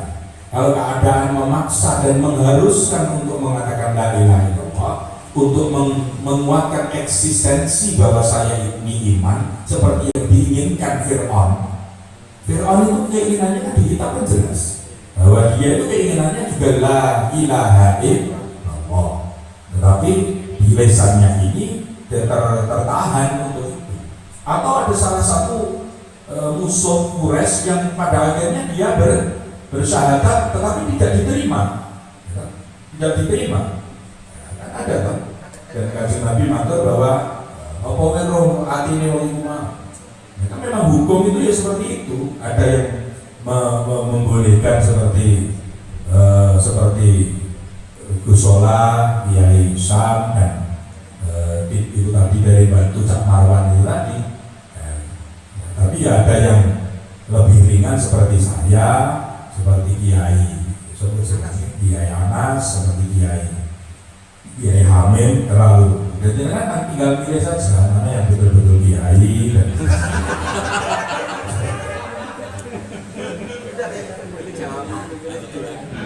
Alhamdulillah banyak ilmu gitu ya. Jadi nanti ketika kita menerapkan di masyarakat ya, itu bisa kita pakai yang ini, bisa yang itu ya. Kalau dibungkas salah betul-betul dari dia. Jadi kita kurang banyak ilmu ya. Nanti al-hukmu yang dulu main dari Allah ya. Jadi hukum berputar sesuai ilatnya. Jadi monggo diterapkan yang mana. Gitu. Monggo dari siapa? Dari Daud. Ngapunten. Oh, ketua Daud. Ini pun kata diterangkan sampai pulau telepon kabeh serang muat. Tapi ya alhamdulillah ilmunya luar biasa. Ini memang khusus untuk orang yang cerdas. Saya mencoba untuk ketularan cerdas. Oh, alhamdulillah. Untuk ketularan dengan. Ya dan kita plus banget dia kesana betul keselik. Dan Syekh Syihabuddin Romli salah Sunan Abi Dawud niki mensyarahi hadis ingkang dipun sebaraken kula itu mau penting 50. Mangkana akhiru kalamihi la ilaha illallah dakhala jannah. Nah ini dipun syarahi kan wal maqsudu al qalbu la al lisan. Walau qala la ilaha menentok padahal namun la ilaha menentok la ilaha wa mata wa mu'tabaduhu wa dhamiruhu al-wahdaniyatu kana min ahli jannah bittifaqi ahli sunnah. Di satu sisi kalau sangat sepakat wis di tengah kiai. Tapi ketika tadi disebutkan dilis diikrarkan, sebelum itu saya menanggapi ajzi lisanihi dengan beliau wong stroke contohnya, apakah di kamar mandi itu termasuk wong stroke kayak ajzi lisanihi ya pokoknya sakaratul maut gitu. Makanya sakaratul maut termasuk ajzi lisanihi menurut gue. Jadi itu dimasukkan ke itu. Kalau statusnya di akhir itu tadi pokoknya wis wahdaniyah di hatinya itu nopo min ahli jannah. Di sisi yang lain kalau setuju diikrarkan. Jadi kalau mboten bela salah setunggal. Jadi setunggalnya niku kan nyebutaken wis sebut wae.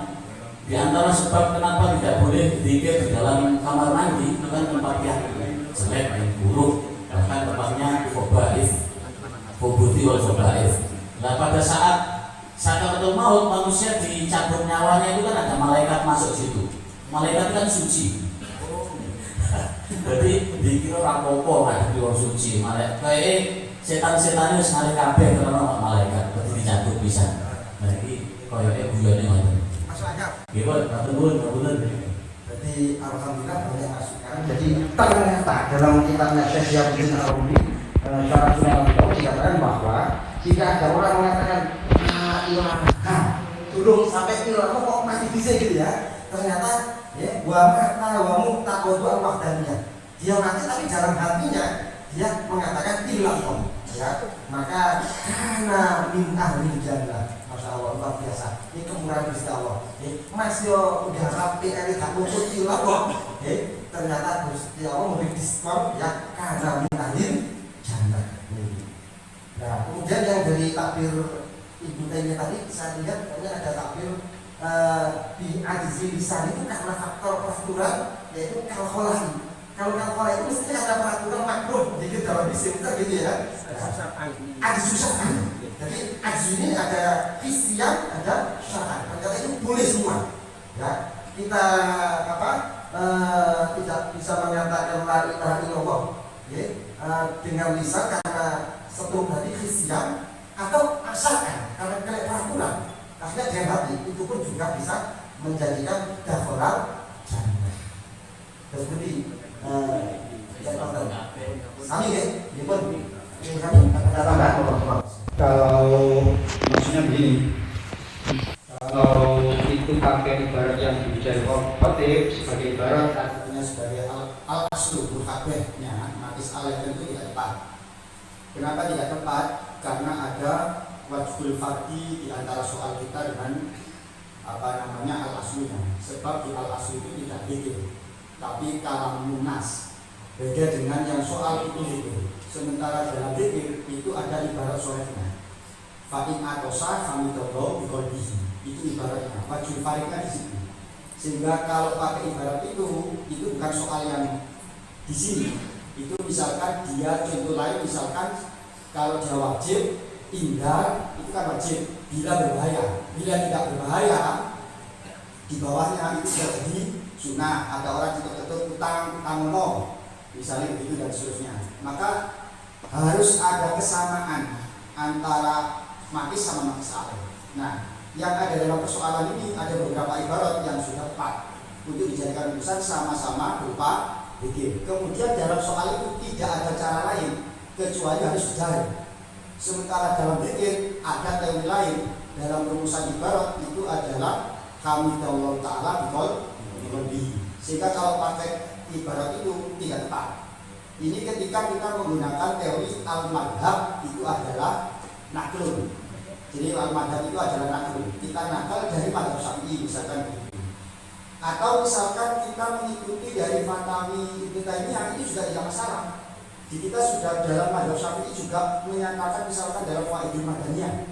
Faidul Madaniyah itu tulisan Sulaiman Al-Murti yang mengutip Ibnu Hajar bahwa Ibnu Taimiyah termasuk muridnya Ibnu Qayyim Al-Jauzi di luar persoalan akidah di urusan fikih itu boleh diikuti. Bahkan beliau ini Ibnu Qayyim ini termasuk papan atas di madhab Hambali. Itu posisinya persis seperti Imam An-Nawawi Ar-Rafi dalam madhab Syafi'i yang boleh diikuti. Hanya di beberapa persoalan yang tidak diperbolehkan. Nah itu persoalan yang tadi itu termasuk yang tidak disebutkan. Itu tartibnya di dalam dalam teori bermadhab. Ibarat yang bersuara itu juga tidak syafi'i. Tapi sebenarnya syafi'i adalah bermadhab yang mencari ibarat. Itu ibaratnya adalah dalam madhab Hanafiyah kalau ibarat yang dibaca tadi. Karena itu adalah Ibnul Abidin itu. Nah, karena itu dimaksudkan kalau bukan dalam konteks amal yang cukup sudon, tapi dalam konteks ilmiah, nah itu dicek di kitab aslinya Ibnul Abidin. Karena dalam teori bermadhab itu tidak boleh menggunakan kitab corona. Karena kadang dicuplik sedikit tidak lengkap surutnya.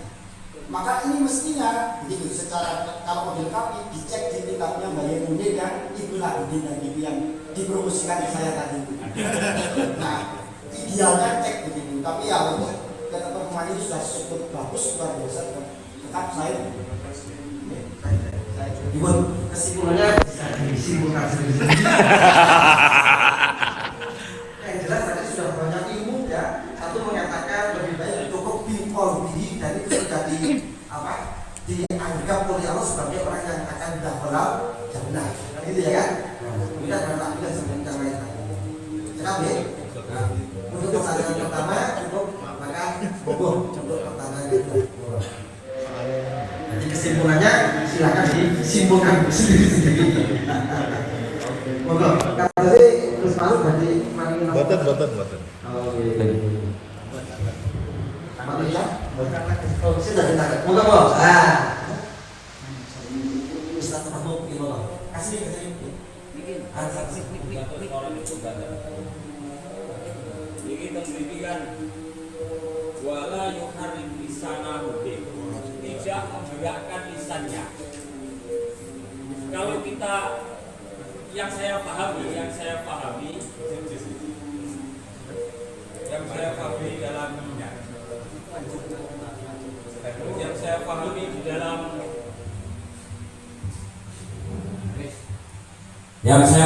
di dalam membaca Al-Quran, ketika dia dalam keadaan junub itu tidak boleh membaca Al-Quran.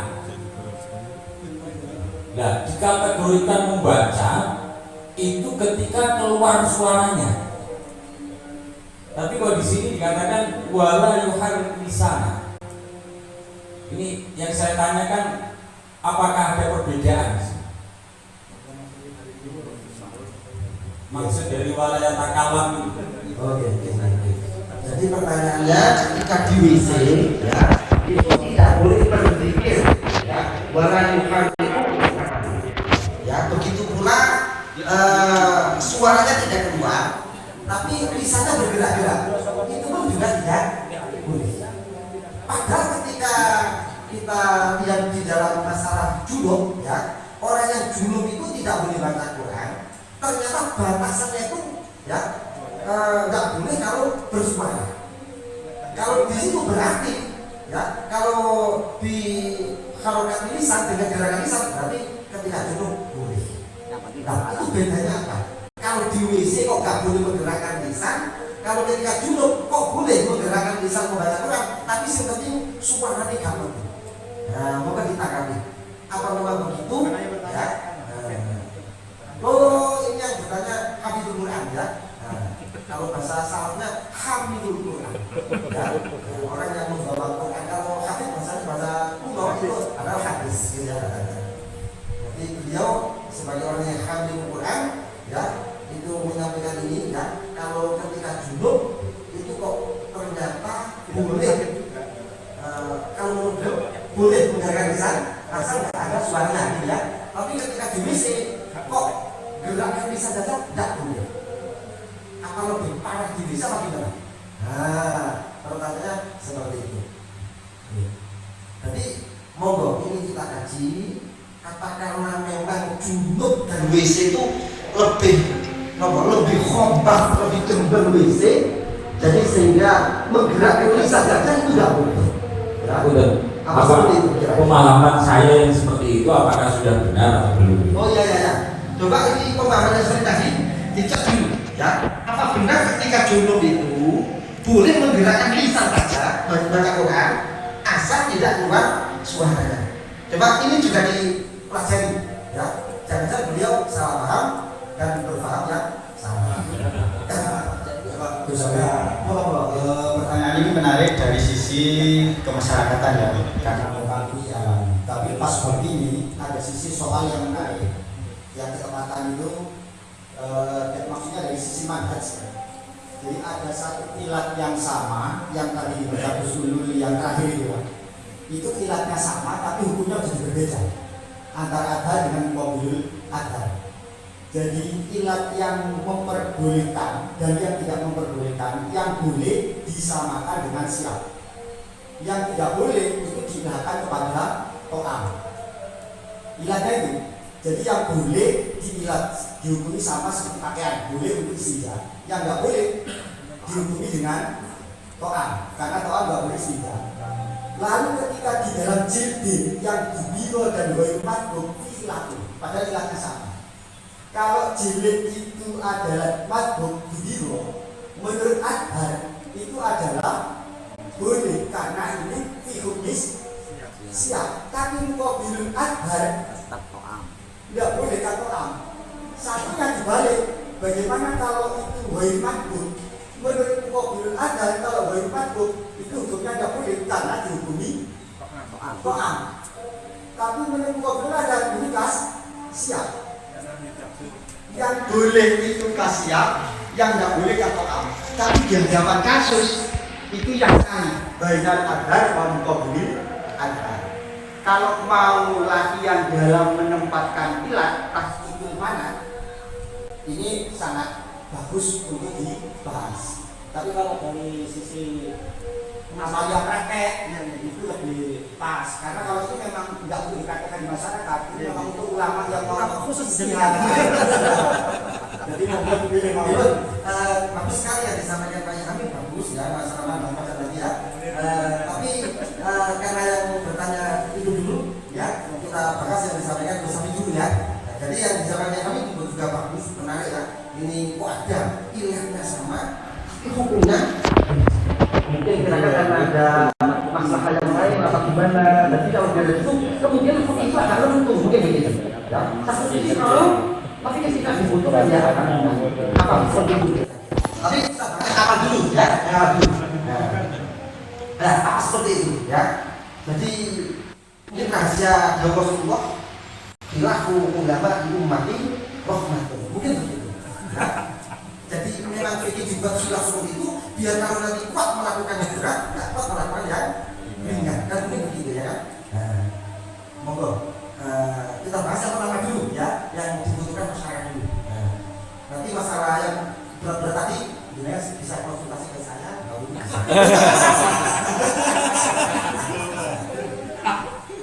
Ini kan dulu ya yang tadi. Jadi betulkah ketika junub ya itu kita boleh menggerakkan lisan baca Quran asal tidak keluar suara? Apa betul begitu? Coba dibuka kita semua. Kemungkinan betul ya, karena junub itu kalau dilihat ya dari situasinya ya kelihatannya lebih ringan daripada WC. Kalau WC tempatnya sudah seperti itu, kalau junub kan itu hanya hukumnya saja. Nah, orangnya tetap bersih. Orang junub yang penting makanya bersih agak kelihatan junub. Nah, begitu dengan kalau WC kan jelas kotor. Nah, apa sulit itu kira-kira? Seandainya seperti itu, ya memang benar ada keterangan semacam itu bahwa ketika junub kita boleh menggerakkan lisan membaca Quran asal tidak keluar suaranya, ya. Nah, kalau di WC kok menggerakkan saja tidak boleh. Nah, itu apa bedanya? Nah, coba dicek dulu, ya, apa memang betul seperti itu. Nah, terus anak semoga. Sore terusnya. Qauluhu wa la yuharriku lisanahu ay tahrikan yasma'u bihi nafsahu. Yang dimaksud dengan wala yuharriku lisanahu itu maksudnya menggerakkan yang bisa menggerakkan dirinya sendiri. Keluar suara juga. Masuk. Berarti sama dengan ketika junub. Berarti kalau di WC itu hanya menggerakkan lisan ini, tapi tidak yusmi'u nafsahu, ya, tidak bisa mengeluarkan suara, maka tidak masalah. Sama dengan orang junub. Nah, berarti begitu. Terus begini. Setuju? Setuju ya? Selesai keterangan yang bahas kedua. Nah, kalau selesai nanti bahas yang kedua. Kita serahkan ke Cak Sam dulu ya, karena kita dapatkan 100 shot atau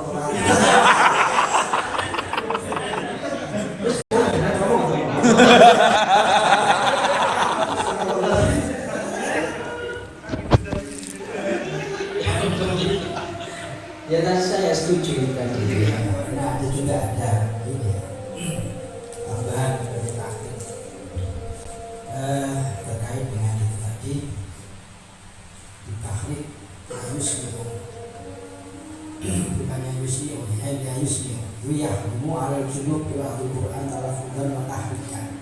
Wa tahrikan itu menurut saya maunya maknanya talafudan wa tahrikan. Wa tahrikan bisa. Karena di bawahnya disebut ya juzu junub dikullah batas beristifat disani junub al-hati. Artinya menurut saya mafhumnya selama tidak yusliu tidak masalah. Ya, jadi beliau mengatakan yang sangat sore sekali. Alhamdulillah dengan ada suara kita tadi. Oh, lari tak? Terus ya. Jadi ada yang juzul junub, tahriku di sini. Jadi orang junub itu boleh ya menggerakkan lisannya dengan zikir ya, asalkan tidak keluar suaranya. Sama dengan tadi yang nggak boleh di situ adalah ya yuharriku lisanahu tahrikan yusmi'u nafsahu. Jadi menggerakkan lisan sekiranya bisa memperdengarkan pada dirinya sendiri artinya keluar suara. Jadi itu tidak ada bedanya sama. Betul ya? Alhamdulillah masalah ini sudah selesai. Kita ganti dengan masalahnya Gus Hamim tadi. Ya. Jadi ilahnya sama, kok hukumnya beda. Kenapa itu? Apa fikih itu menteri mana gitu? Ya. Apa seperti yang kondisi apa gitu? Ya. Jadi kok ilahnya sama, tapi hukumnya berbeda. Mungkin lebih diperjelas lagi, jangan agak sulit, agak lebih jelas semua. Kalau saya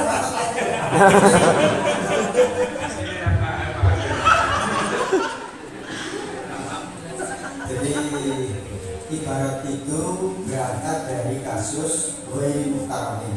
Berarti kalau muhtarom maka hukumnya adalah haram digunakan untuk istinja.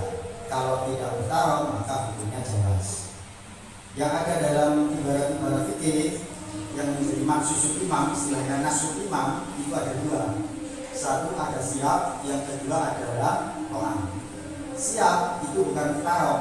Berarti kalau pakaian itu jelas untuk dijadikan sebagai istinja. Kemudian makanan ini tidak boleh digunakan untuk istinja. Ada nasul imam, ini jelas kita. Nasul imamnya sudah seperti ini, sudah jelas, tidak perlu diperdebatkan. Lalu muncul pertanyaan, apakah hukumnya jildu kulit beduk itu boleh nggak dipakai istinja? Kulitnya kambing, kulitnya sapi boleh nggak dibuat istinja? Maka akan kembali ke kaidahnya. Kalau ini muhtarom berarti tidak diperbolehkan. Kalau tidak muhtarom maka boleh. Jelas ini ya. Kemudian dalam muhtarom dan tidak sudah ada contoh dari para ulama. Ashabul nujum sudah memberikan contoh. Apa itu? Adalah siap itu baru muhtarom. To'am itu adalah muhtarom. Nah, baru jilid ini muhtarom apa enggak?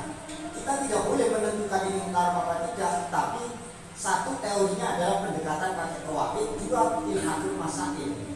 Qawaidnya sudah ada muhtarom dan tidak muhtarom.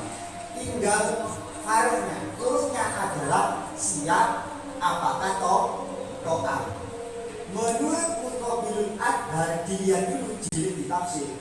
Bila jilid sudah dibab, tidak belum sudah sama, maka hukumnya adalah siap. Kalau menurut Adhar siap, sehingga karena sudah keluar dari to'am. Kalau menurut pendapatnya ya Adhar, maka hukumnya menjadi muhtarom. Hukumnya menjadi baru muhtarom, maka hukumnya boleh untuk dijadikan. Nah, tetapi menurut Muqabilul Adhar berbeda. Justru jilid itu ketika disamak itu akan menjadi sebuah makanan. Ilhaknya itu kepada to'am. Sehingga ini dalam teori kaidah usuliyahnya, ini tankihul manatnya, tahrijul manatnya ini sama. Bedanya dalam tahqiqul manatnya. Wujud enggak muhtarom atau bermuhtaromnya, wujud enggak siam di dalam jilid yang mardud atau tidak. Ini yang menjadi mukhtalaf di antara Adhar dan Muqabilul Adhar. Berarti Adhar dan Muqabilul Adhar ini berarti kilahuma itu adalah qaulul minas Syafi'i.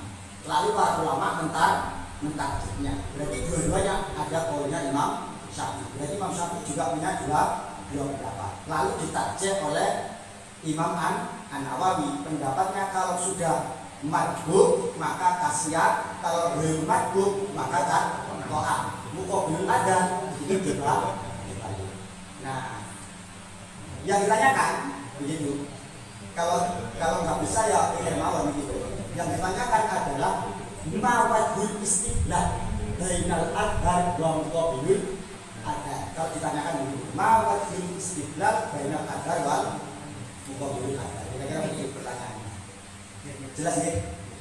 Saya nggak ada dulu tidak.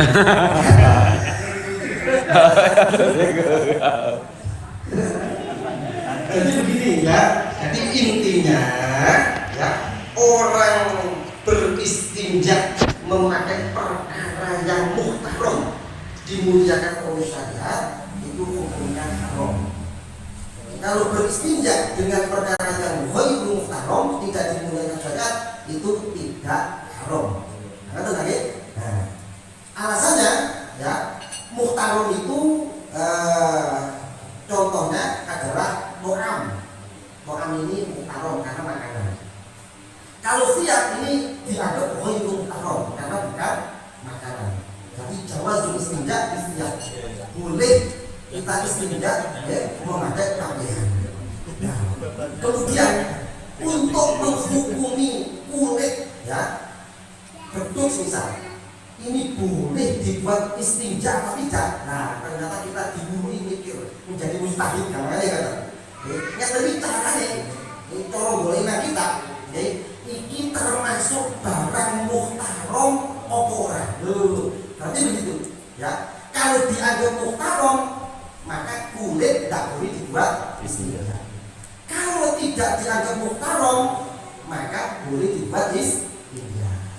Nah, ternyata ngeten iki carane untuk menghukumi masalah kulit ini dianggap muhtarom apa tidak. Pertama kita pakai mawaqit, pakai qaidah. Sing diarani muhtarom iku apa? Ngoten. Sing diarani muhtarom apa?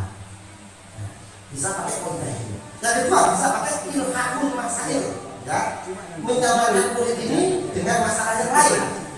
Kulit ini dianggap seperti pakaian, apa dianggap seperti makanan. Jadi akhirnya bapak ditanya masyarakat, ya, beduk nenek kami tidak membuat jadi caranya boleh kita, ya, beduk ini disamakan dengan pakaian, apa disamakan dengan makanan. Kalau kita ternyata kulit ini disamakan dengan pakaian, berarti boleh dibuat istinja. Kalau disamakan dengan makanan, maka tidak boleh dibuat istinja. Nah, ternyata kalau kita para ulama diterangkan bahwa pendapat yang paling kuat ternyata kulit ini, ya, kalau sudah disamak, ya, maka ini tidak menjadi bahan makanan kalau sudah disamak. Pendapatnya seperti itu. Kalau belum disamak dianggap makanan karena bisa diproses menjadi rambak, cecek dan sebagainya, ya. Nah, kalau belum disamak, ya. Kalau sudah disamak, maka ya bukan dianggap makanan, dianggap seperti pakaian. Berarti kalau sudah disamak, boleh dibuat istinja. Kali betul setunggal. Nah, menurut kali sing coklat nggih. Saken. Kenapa? Kalau menurut Mu'tazilah, ulang kalau sudah disamak, ini mana-mana justru menjadi menjadi makanan. Nah, karena kalau sudah disamak ini mungkin lebih enak menjadi rambak, menjadi cecek, mungkin begitu, ya. Ya. Kalau belum disamak, ini masih dihukumi pakaian. Nah, kalau iso bengkon ini rokok, dan menurutku nggak usah bingung-bingung. Ya itu Gusti Allah. Kok malah jawab dhewe. Gawe bertusuk pikirane beto-beto, kersane sesuai gawe terapi, khilafu ulama itu mati. Jadi ketika kita butuh istinja pakai kulit, yo pakai kol sing ngarani oleh mboten mawon. Ketika nggak terpaksa, ya nggak usah pakai itu. Nah, menurut saya seperti itu. Cuman kalau kita ingin ya tahu istilah mereka, monggo kita bicarakan kok iso, menurut Akbar kulit kalau sudah disamak ini justru bukan makanan, ini seperti pakaian. Kalau menurut Mu'tazilah atau terbalik, kalau belum disamak itu dianggap pakaian, tapi kalau sudah disamak malah justru dianggap koran.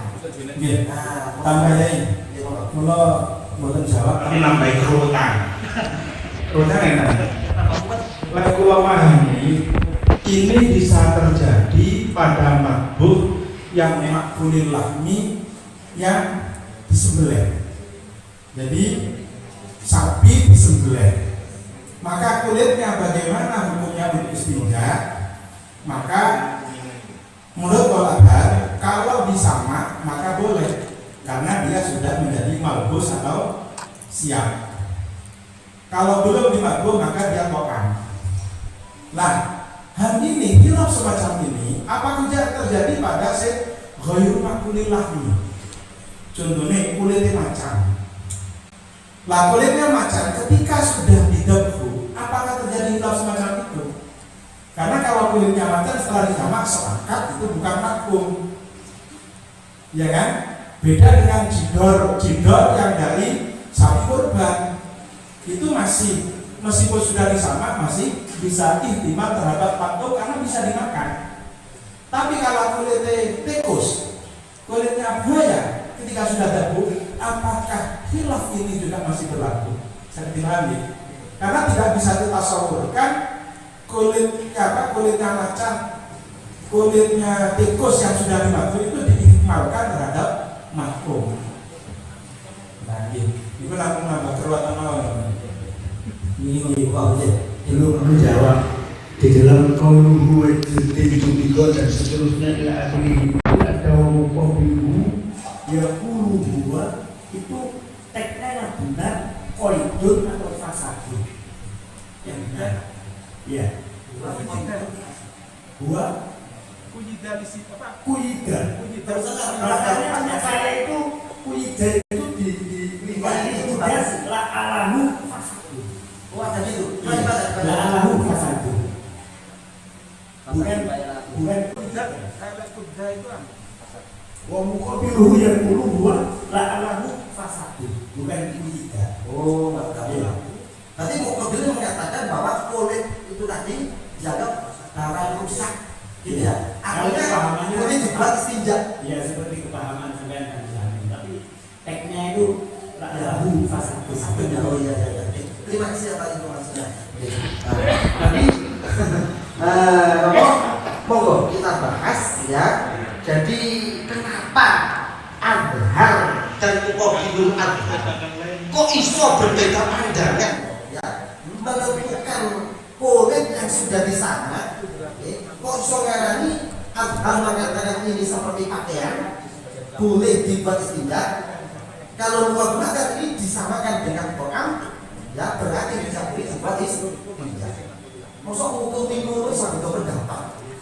Kalau menurut saya tidak apa-apa. Paling kecil masyarakat inilah kekuasaan di Allah. Makin macam-macam. Akhirnya masyarakat yang enak. Kalau pak berlaku di Singapura, tak kau berlaku di sini. Entah sesuai kalau yang terjadi khilaf ulama mati rohmati. Kalau memang seperti itu, sama masuk akalnya. Seperti Abu Hanifah dan Imam Syafi'i. Imam Syafi'i mengatakan al-aslu fil kalam al-haqiqah. Kalam itu yang asli hakikat, majaz itu gak asli. Kalau menurut Imam Abu Hanifah, yang asli justru majaz. Karena yang paling banyak di dunia ini justru majaz. Ini majaz. Nenek kelompok majaz.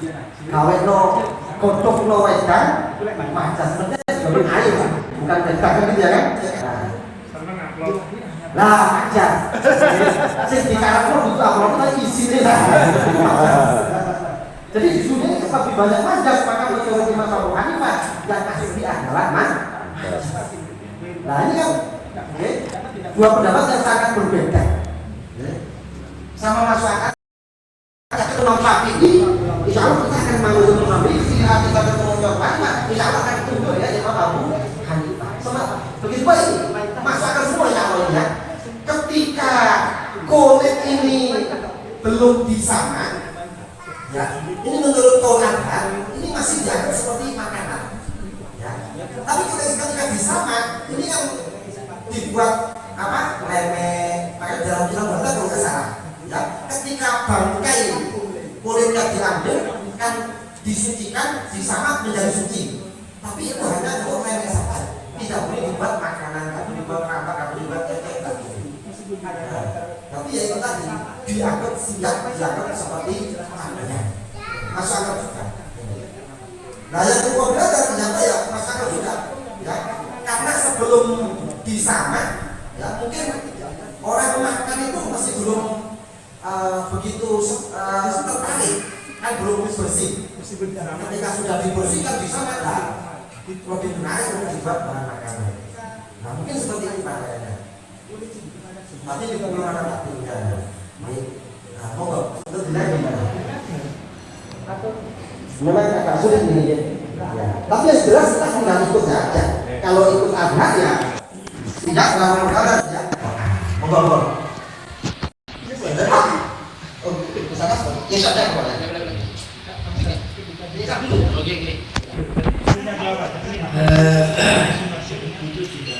Ini mau kita pahami bareng-bareng. Saya juga baca tapi tak paham.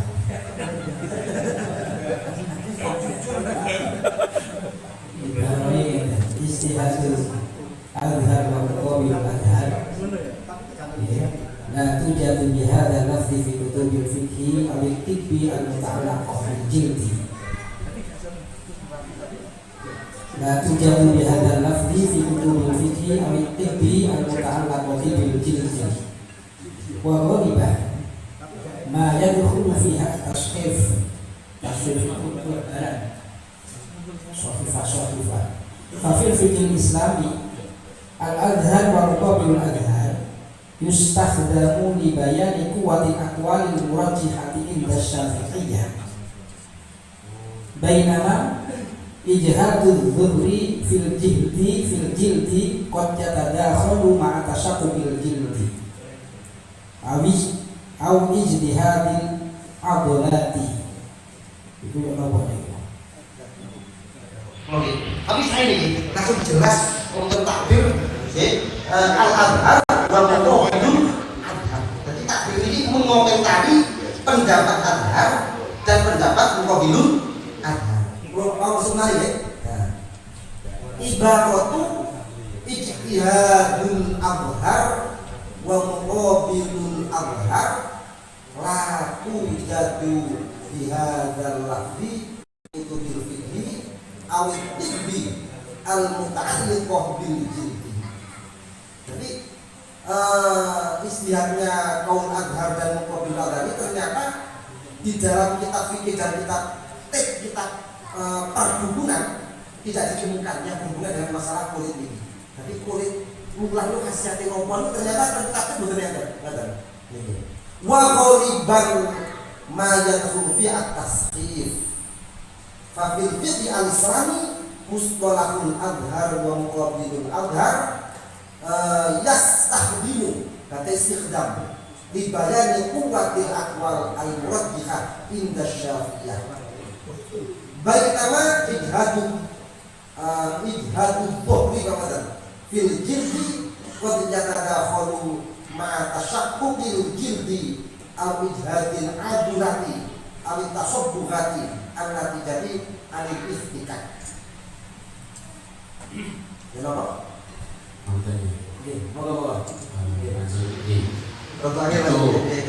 Itu kalimat jawaban pakai aktivis redaksi. Jadi nggak bisa kita telusuri redaksi asalnya. Saya tawarkan yang ada kitabnya saja. Ini ada kitab Bahrul Madhab karyanya Imam Ar-Rawyani. Ini sih blog doktoran ini ya. Pas 13 jilid ada satu lagi.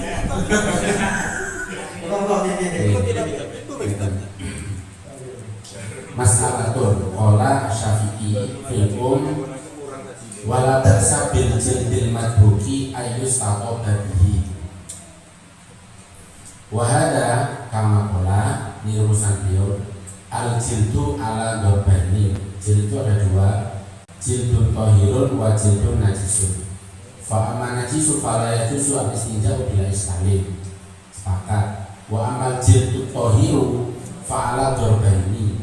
Ahaduha ayakuna madbugon wa thani ayakuna ghairu madbugin.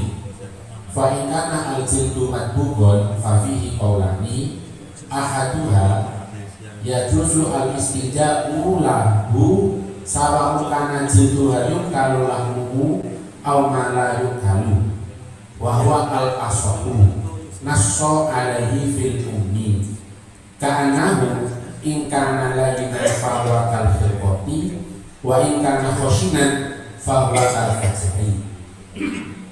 Nasso alaihi itu kalimatnya begini, wala ba'sa bil jildil madbugi ayus taqoba bihi.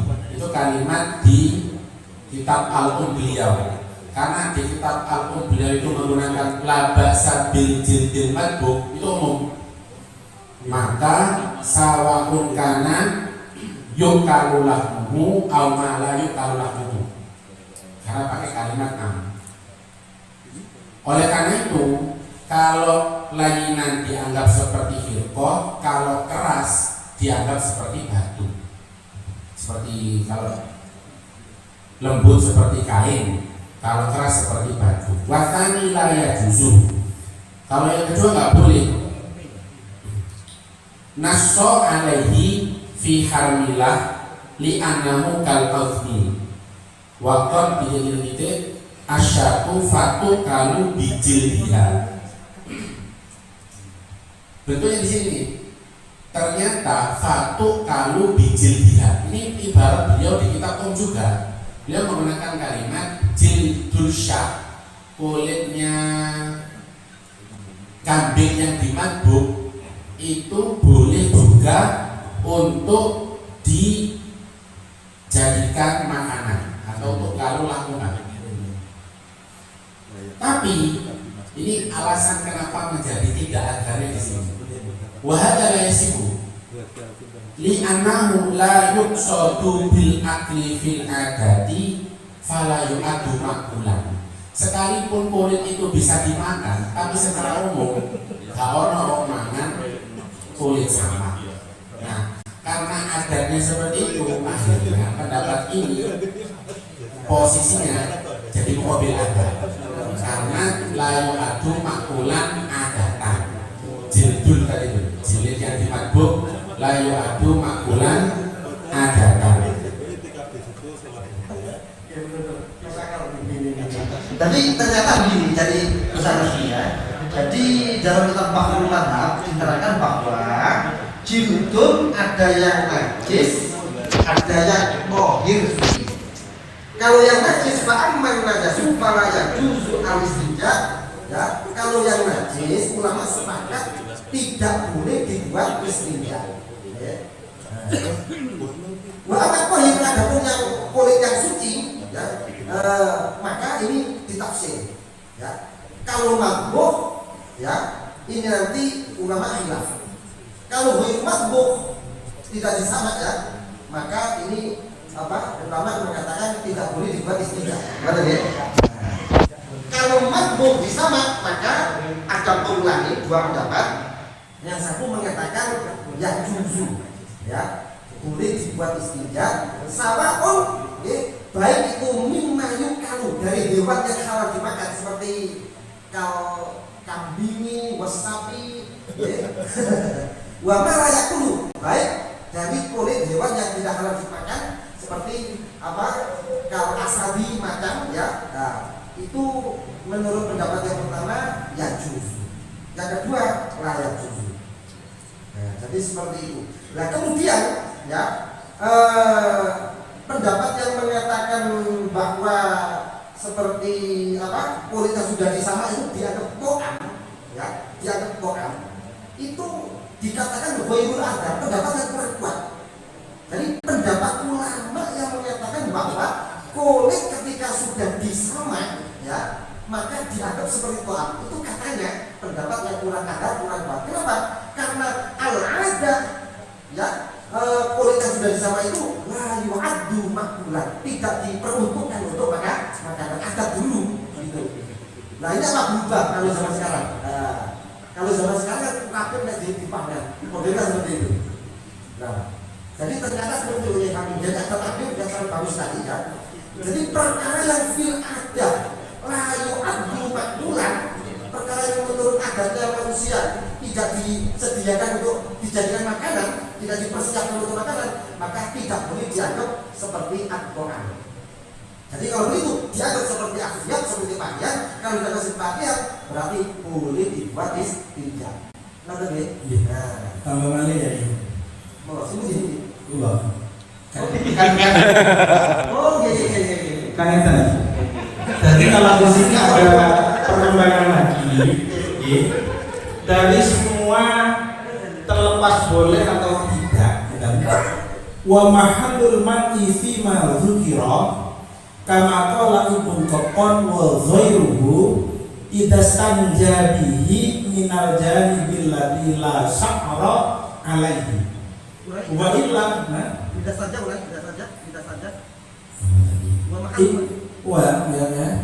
wa mahallul man'i fi ma dzukira, semuanya itu kama qala Ibnu Qattan wa ghairuhu idza stanja bihi minal janibil ladzi la sa'ra alaihi wa illa jaza.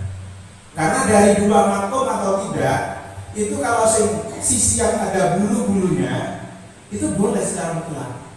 Karena tidak mungkin orang itu makan bulunya. Dan itu tambahan dan kita mughni lah. Dan mughni muhtadnya enggak. Mengakomodir orang. Berarti ada tambahan ilmu, ya, bahwa mahallul man'i, larangan beristinja di atas itu adalah, ya, kama qala Ibnu Qattan wa ghairuhu, Idah tanjabi ketika dia beristinja minal jani alladzi la syarra. Ya, beristinja memakai kulit yang sudah tidak ada bulu-bulunya. Berarti sudah disama. Nah, wa illa kalau memakai kulit yang masih ada bulunya, ya, yang masih ada bulunya kalau dibuat istinja, maka jaza. Begitu alasannya. Jadi sisi yang ada bulunya dengan tidaknya maksudnya. Oh, yang kulit dalam sama luar gitu berarti ya. Jadi kulit kan begini ya, yang ini ada kulit ada bulunya, yang dalam kan yang dekat dengan daging itu. Nah, jadi yang sisi yang ada bulunya itu boleh dibuat istinja. Tapi kalau yang dalamnya yang dekat dengan daging itu khilaf tadi. Ada yang mengatakan tak boleh, ada yang boleh. Mana nih? Hebat langsung hafal ibarat. Cinta tuh. Oh, masya Allah. Oh, Catat orang berbalik.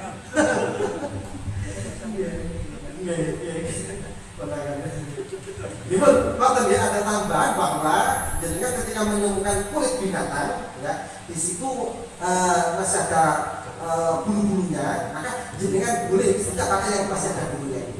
Kalau yang dalamnya itu hilang, perlu dibahas sebentar. Kulit landak barang pakai sing ada bulunya. Kulit landak bukan bersih jadi betul-betul. Moga mungkin yang lain. Baik, kalian. Jadi mana mau? Nambah sedikit. Tadi sudah disampaikan alasan kenapa judul yang makbul itu lebih dekat dengan siap atau mampus. Alasannya adalah karena secara adatnya judul yang makbul itu bukan untuk dimakan. Nah, kemudian di sini juga ada untuk menguatkan hal itu.